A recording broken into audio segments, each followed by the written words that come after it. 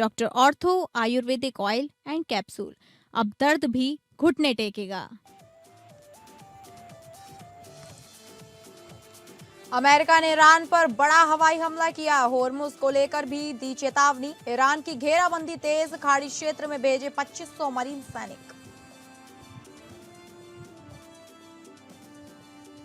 असम और बंगाल को पीएम देंगे विकास की बड़ी सौगात। आज 42,000 करोड़ की परियोजनाओं का करेंगे शिलान्यास।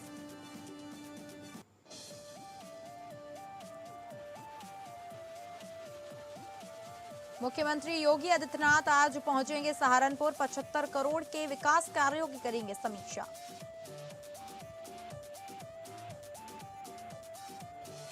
महाराष्ट्र में समान नागरिक संहिता लाने की तैयारी। बीजेपी विधायक ने पेश किया बिल। धर्मांतरण पर भी कानून लाएगी सरकार।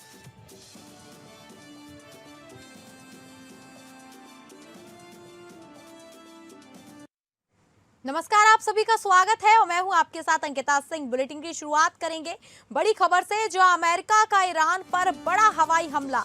खार्ग द्वीप पर अमेरिका का हमला। ईरान के 90% तेल का एक्सपोर्ट खार्ग आइलैंड से होता है। ट्रंप बोले ईरान के खार्ग आइलैंड का सैन्य ठिकाना तबाह। हॉर्मुज को लेकर भी दे चेतावनी। ईरान की घेराबंदी तेज, अमेरिका ने खाड़ी क्षेत्र में भेजे 2500 मरीन सैनिक।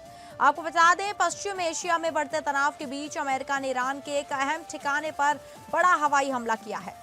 अमेरिका के राष्ट्रपति डोनाल्ड ट्रंप ने दावा किया है कि अमेरिकी सेना ने ईरान के खार्ग द्वीप पर बड़े पैमाने पर बमबारी कर वहां मौजूद सभी सैन्य ठिकानों को पूरी तरह नष्ट कर दिया है। ट्रंप के अनुसार यह हमला अमेरिकी सेंट्रल कमांड की ओर से किया गया और इसका उद्देश्य ईरान से पैदा हो रहे खतरे को खत्म करना था।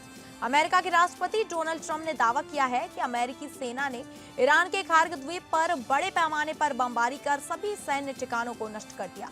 अमेरिका ने दावा किया है कि उसने खार्ग आइलैंड पर हमला किया है। यह आइलैंड स्ट्रेट ऑफ हॉर्मुज के बेहद करीब है। यह दुनिया के सबसे महत्वपूर्ण समुद्री तेल मार्गों में से एक है। दुनिया का करीब 20% तेल इसी रास्ते से गुजरता है। ईरान का भी करीब 80 से 90% कच्चे तेल का निर्यात इसी आइलैंड से होता है। यहाँ पर बड़े तेल टर्मिनल, पाइपलाइन, स्टोरेज टैंक और जहाज़ों में तेल भरने की फैसिलिटी मौजूद है।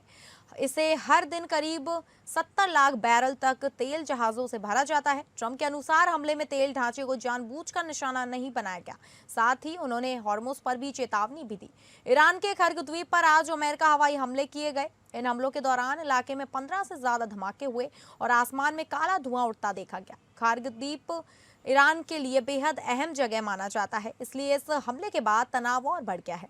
अमेरिका, इजरायल और ईरान जंग का आज 15वां दिन है। इस जंग के बीच भारत का एलपीजी ले जाने वाला जहाज शिवालिक शुक्रवार रात हॉर्मुज स्ट्रेट को सुरक्षित पार कराया गया। जहाजों की आवाजाही पर नजर रखने वाली वेबसाइट मरीन ट्रैफिक के मुताबिक यह जहाज 7 मार्च को कतर से अमेरिका के लिए रवाना हुआ था। यह जहाज भारत की सरकारी company shipping corporation of India का है और इसमें करीब 55,000 टन एलपीजी ले जाने की क्षमता है। इसी वजह से इस जहाज का सुरक्षित निकालना भारत के लिए काफी अहम माना जा रहा है।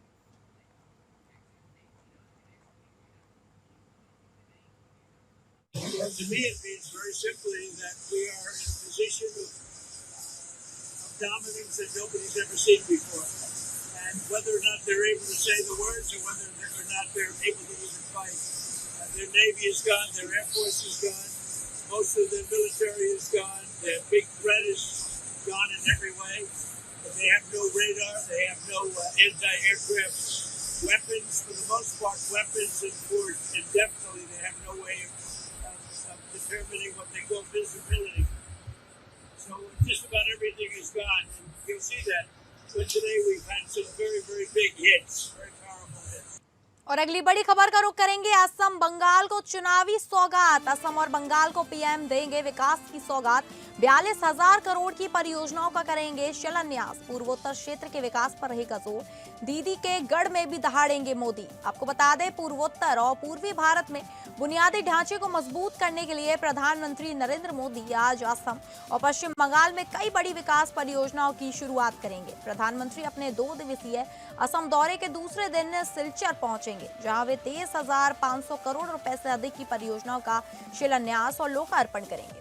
इसके बाद वे पश्चिम बंगाल के कोलकाता पहुंचेंगे और वहां करीब 18,680 करोड़ रुपए की परियोजनाओं का उद्घाटन और शिलान्यास करेंगे। इस दौरान प्रधानमंत्री दोनों राज्यों में जनसभाओं को भी संबोधित करेंगे। प्रधानमंत्री सुबह करीब 10:45 पर असम के सिलचर पहुंचेंगे। यहाँ वे सड़क, रेलवे और शिक्षा से जुड़ी कई महत्वपूर्ण परियोजनाओं की शुरुआत करेंगे। इन परियोजनाओं का उद्देश्य क्षेत्रीय कनेक्टिविटी बढ़ाना, व्यापार को गति देना और स्थानीय लोगों के लिए बेहतर सुविधाएं उपलब्ध कराना है। कार्यक्रम के बाद प्रधानमंत्री सिलचर में आयोजित एक बड़ी जनसभा को संबोधित करेंगे और पूर्वोत्तर क्षेत्र के विकास से जुड़े मुद्दों पर भी अपनी बात रखेंगे। PM Silchar Guwahati express way की आधारशिला रखेंगे, जिसकी लागत करीब 22,000 करोड़ रुपए बताई जा रही है। यह एक्सप्रेस वे लगभग 166 किलोमीटर लंबा है। इसके बनने से सिलचर और गुवाहाटी के बीच यात्रा समय मौजूद करीब 8 घंटे से घटकर 4 से 4.5 घंटे रह जाने की उम्मीद है। इससे व्यापार, पर्यटन और परिवहन को नई गति मिलने की भी संभावना है। कोलकाता दौरे के दौरान प्रधानमंत्री ब्रिगेड परेड मैदान में एक बड़ी जनसभा को संबोधित करेंगे। इसे आगामी विधानसभा चुनाव की तैयारी के रूप में देखा जा रहा है। यह रैली भाजपा की परिवर्तन यात्रा के समापन कार्यक्रम के रूप में आयोजित की जा रही है। माना जा रहा है कि इस मंच से प्रधानमंत्री राज्य की राजनीति और विकास के मुद्दों पर बड़ा संदेश दे सकते हैं।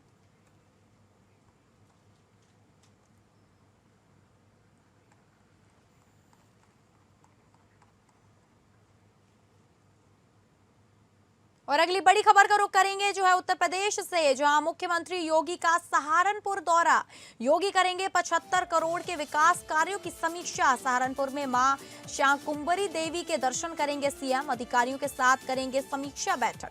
आपको बता दें, सीएम योगी आदित्यनाथ आज आएंगे सहारनपुर। मां शाकंभरी देवी के दर्शन व पूजा अर्चन करेंगे। पर्यटन विकास परियोजनाओं का स्थलीय निरीक्षण भी करेंगे। मुख्यमंत्री योगी आदित्यनाथ सहारनपुर का दौरा करेंगे। वे सरसावा एयरपोर्ट पहुंचेंगे और फिर हेलीकॉप्टर से सिद्धपीठ मां शाकंभरी देवी जाएंगे। मुख्यमंत्री योगी आदित्यनाथ शनिवार को जिले में रहेंगे। सरसावा एयरपोर्ट पर उतरने के बाद वह यहां से हेलीकॉप्टर द्वारा सिद्धपीठ मां शाकंभरी देवी पहुंचेंगे। मां शाकंभरी देवी के दर्शन व पूजा अर्चना करने के बाद पर्यटन विकास की परियोजनाओं का के निरीक्षण भी करेंगे। शनिवार को मुख्यमंत्री योगी आदित्यनाथ लखनऊ से राजकीय वायुयान द्वारा सरसावा एयरपोर्ट पहुंचेंगे। यहां से मुख्यमंत्री हेलीकॉप्टर से बेहट के निकट गांव नागल पाफी में बनाए गए हेलीपैड पर उतरेंगे। यहां से कार द्वारा भूरा देव जी के दर्शन के बाद सिद्धपीठ मां शाकंभरी देवी के दर्शन करेंगे। इसके बाद मुख्यमंत्री पर्यटन विभाग की परियोजनाओं का स्थलीय निरीक्षण कर अधिकारियों से फीडबैक लेंगे। भूरा देव मंदिर से पहले गांव नागल माफी में पर्यटन विभाग की 12 परियोजनाओं का पर काम चल रहा है। भाजपा जिला अध्यक्ष अजीत सिंह राणा ने बताया कि मुख्यमंत्री योगी आदित्यनाथ शनिवार को आ रहे हैं। वह सिद्धपीठ मां शाकंभरी देवी के दर्शन के बाद शाकंभरी क्षेत्र में चल रही विकास परियोजनाओं का निरीक्षण करेंगे।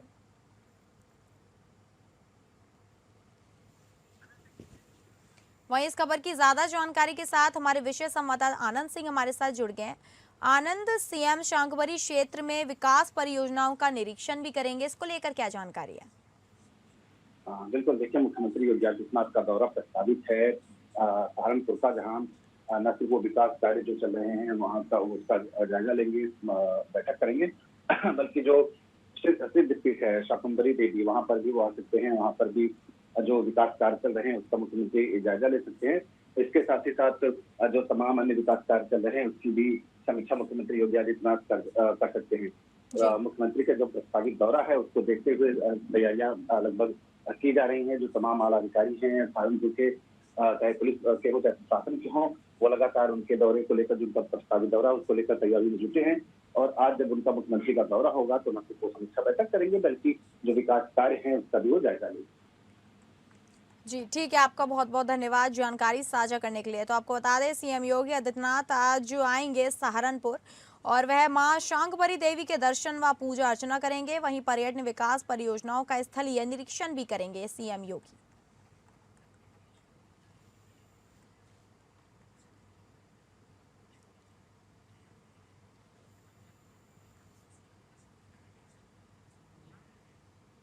और अगली बड़ी खबर का रुख करेंगे जो है झारखंड से। विकास की राह पर झारखंड और उड़ीसा उभरती अर्थव्यवस्था। नीति आयोग की रिपोर्ट में विकास का जिक्र।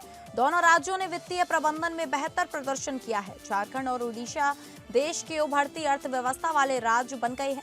नीति आयोग की रिपोर्ट के अनुसार दोनों राज्यों ने मजबूत राजकोषीय और वित्तीय प्रबंधन में बेहतर प्रदर्शन किया है।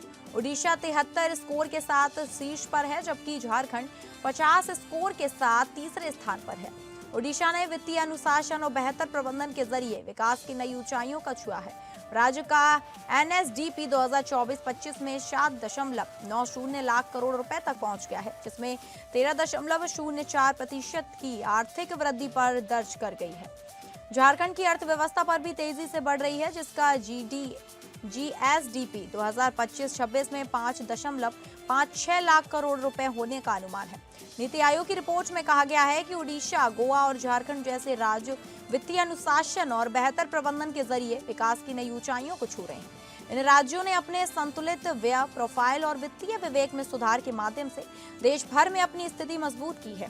तो वहीं दूसरी ओर पश्चिम बंगाल, आंध्र प्रदेश और पंजाब जैसे राज्य वित्तीय दबाव का सामना कर रहे हैं। इन राज्यों में राजकोषीय अनुशासन की कमी और बढ़ते कर्ज के बोझ के कारण स्थिति चिंताजनक बनी हुई है। नीति आयोग की रिपोर्ट में ये भी कहा गया है कि झारखंड और उड़ीसा ने अपने मजबूत वित्तीय प्रबंधन के कारण देश के अन्य राज्यों के लिए एक उदाहरण पेश किया है।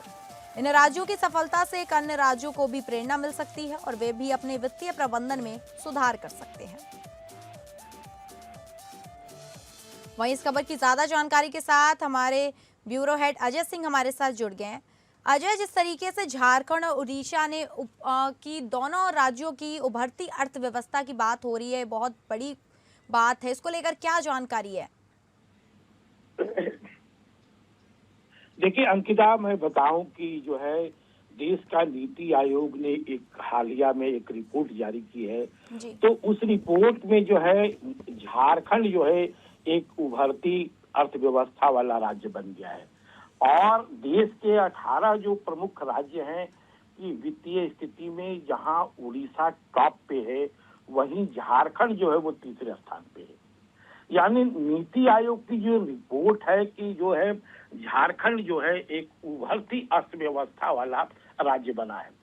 अगर देखा जाए तो राजकीय जो है राजकोषीय प्रबंधन और फिनेंशियल मजबूती के मामले में जो झारखंड का जो लिस्टिंग है वो 50.5 पर है।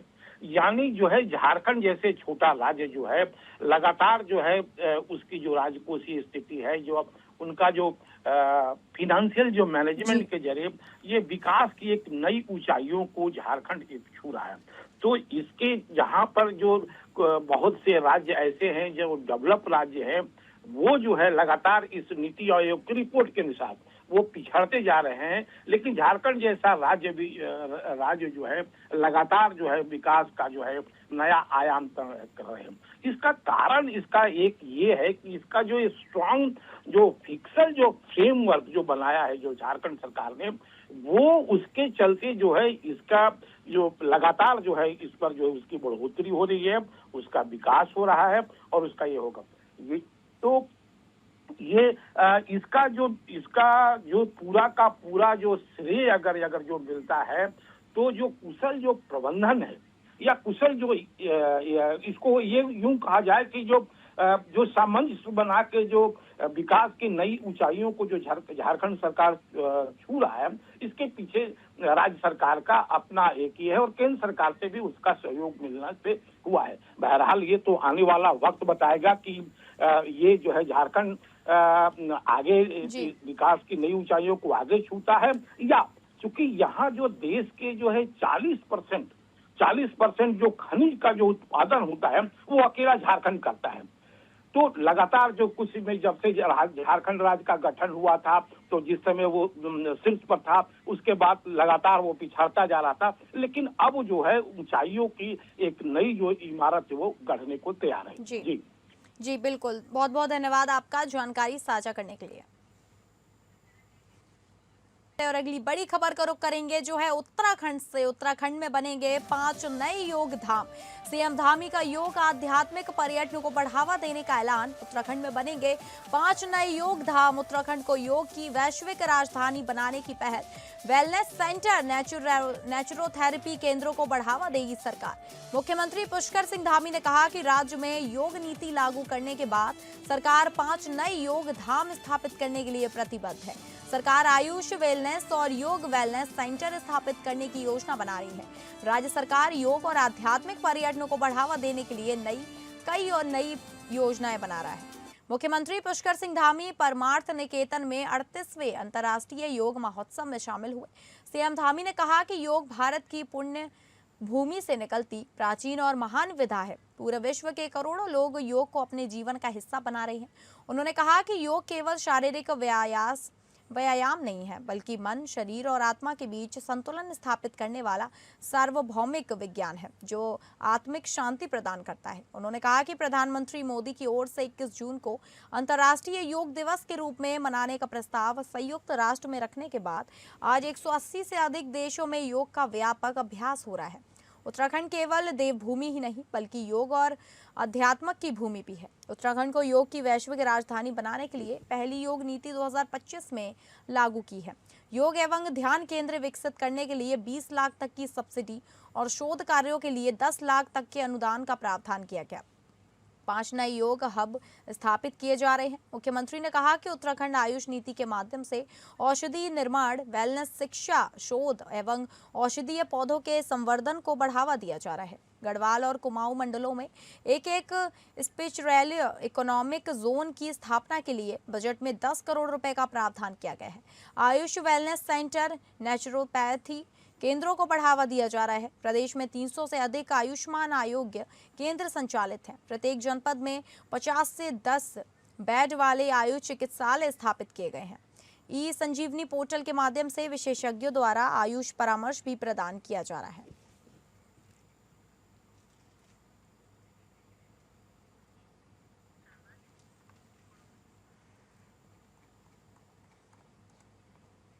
महिलाओं के लिए बराबरी सुनिश्चित करना। भातलखर ने सदन में कहा कि समाज में समानता स्थापित करने के लिए उत्तराखंड मॉडल की तर्ज पर यह प्रस्ताव लाया गया। इसके साथ ही राज्य में जबरन धर्मांतरण रोकने के लिए धर्म स्वतंत्रता विधेयक भी पेश किया जा रहा है। विधायक ने लव जिहाद का जिक्र करते हुए इसे रोकने के लिए सख्त कानून की जरूरत पर जोर दिया है। दावा किया गया है कि यह कदम राज्य की डेमोग्राफी बदलने की कोशिश को रोकने, अवैध धर्मांतरण पर नियंत्रण पाने के लिए उठाया गया है। अतुल भातलखर ने विधानसभा में कहा कि महाराष्ट्र में कॉमन सिविल कोड लागू करने की पहल शुरू हो चुकी है। महाराष्ट्र विधानसभा में धर्म स्वतंत्रता विधेयक पेश होने की पूरी संभावना है। इस प्रस्तावित कानून में जबरदस्ती, प्रलोभन या धोखे से किए जाने वाले धर्म परिवर्तन को रोकने के लिए बेहद सख्त प्रावधान किए जा सकते हैं। भातलखर ने विपक्ष पर केवल बयानबाजी करने का आरोप लगाते हुए उन्हें सदन में आकर इस विषय पर खुलकर चर्चा करने की अनुमति दी।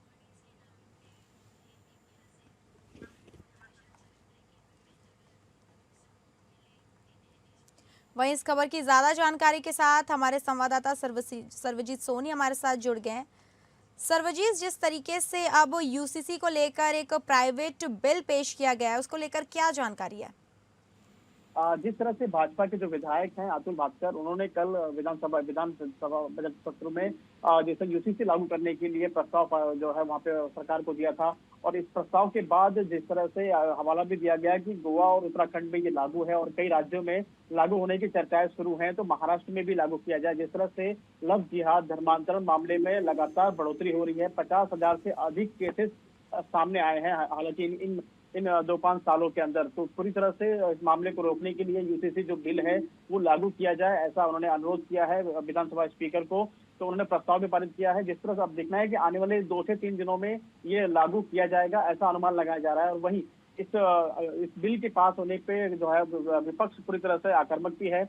उनका कहना है कि ये बिल जो है अपना जो बिल लाना कहीं ना कहीं कानून को लेकर बदलाव किए जाएंगे, और धर्मांतरण का मामला महाराष्ट्र में हालांकि कम है, ऐसा जितिन रावत का कहना है। तो इसका विरोध भी करते नजर आए हैं। और वहीं विपक्ष जो सदन में इस पर जल्द ही जो है अपना बिल पास किया जाएगा और नए कानून महाराष्ट्र में लाए जाएंगे। धर्मांतरण का जिस तरह से बड़े पैमाने पर धर्मांतरण किए जा रहे हैं, ऐसे आरोप भी लगाए जा रहे थे, तो इस पर देखना है कि जब आने वाले दिनों में जब बिल पास होता है तो उस पर और इस पर कितना विरोध किया जाता है और सदन से में कब इसका बिल पास किया जाता है।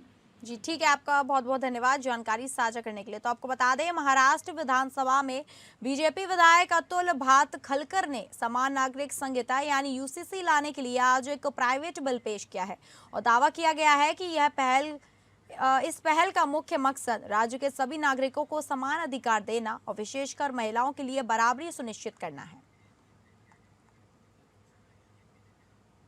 तो फिलहाल इस बुलेटिन में इतना ही। नमस्कार।